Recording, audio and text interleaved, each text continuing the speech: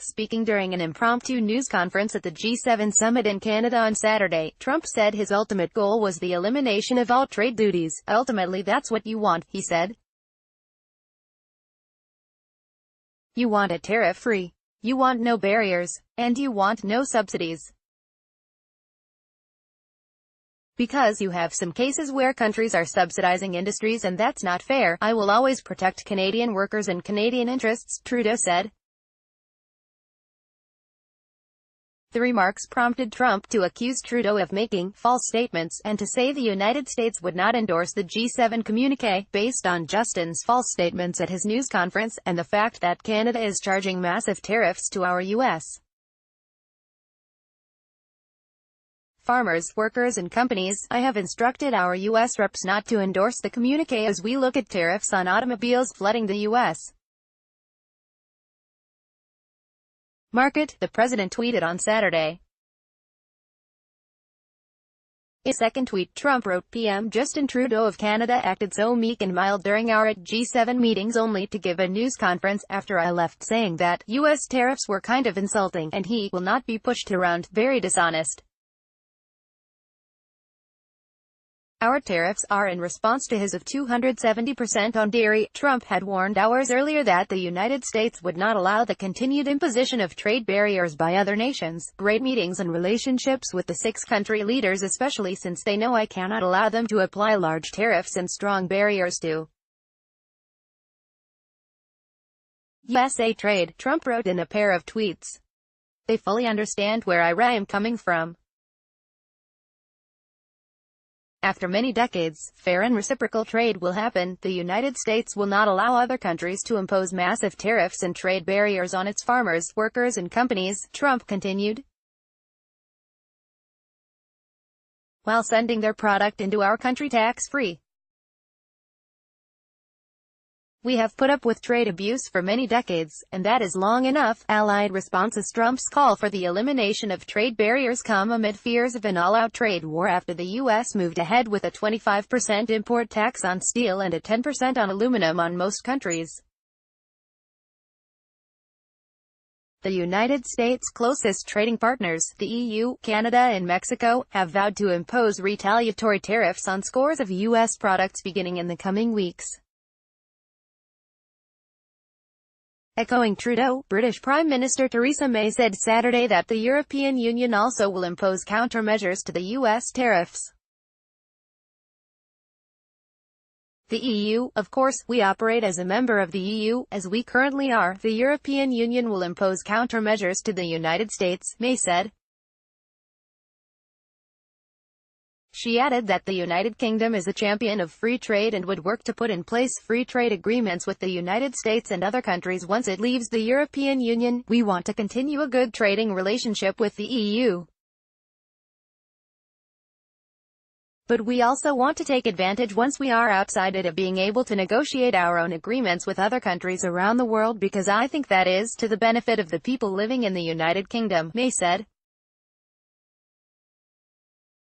May characterized her relationship with Trump as very good. We have a very good relationship with President Trump, May said. We work with President Trump.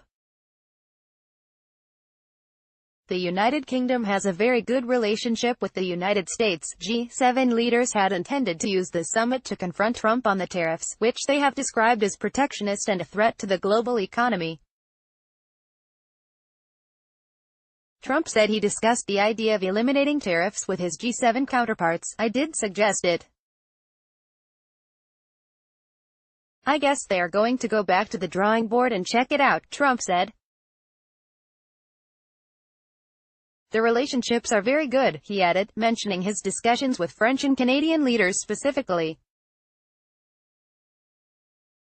On Friday, French President Emmanuel Macron appeared to indicate room for negotiation ahead of a delayed meeting with Trump, telling reporters, "Sometimes we disagree. Globally, tariffs are close to their lowest levels ever, averaging around 2.9%, according to the latest data from the World Bank. Tariffs have been falling for decades due to free trade agreements." Before departing the summit, Trump doubled down on his assertions that the U.S. has been subjected to unfair trade duties for many years. It's going to change. Tariffs will come way down. We're like the piggy bank that everybody is robbing and that ends, he added. If they retaliate, they're making a mistake. We have a tremendous trade imbalance. When we try to bring our piece up a little bit so it's not so bad, pushback in Congress. Republican Sen. Ben Sasse of Nebraska said Trump's comments on eliminating tariffs among G7 nations would be tremendous news if the president is serious about the issue, adding, I would happily carry his bag to every single meeting of those negotiations, but Sasse said Trump's complaints that other countries have taken advantage of the United States are unfounded, adding that he recommended less winning on the global stage. The simple fact is that more trade has been overwhelmingly beneficial to U.S. families and to net U.S. job creation for 75 straight years, and pretending America has been taken advantage of, that is, pretending that we're losers, isn't true. The constant victim talk doesn't help anyone, he continued. It doesn't help trade negotiations. And it doesn't help U.S. citizens understand the disruption in our economy that is actually coming from more technology and more automation, not from free trade agreements, which have overwhelmingly benefited American families. Earlier this week, Tennessee Sen. Bob Corker, who chairs the Senate Foreign Relations Committee, vowed to press ahead with legislation that would require lawmakers to approve of trade actions by the president that are done on the grounds of national security, despite opposition from Trump.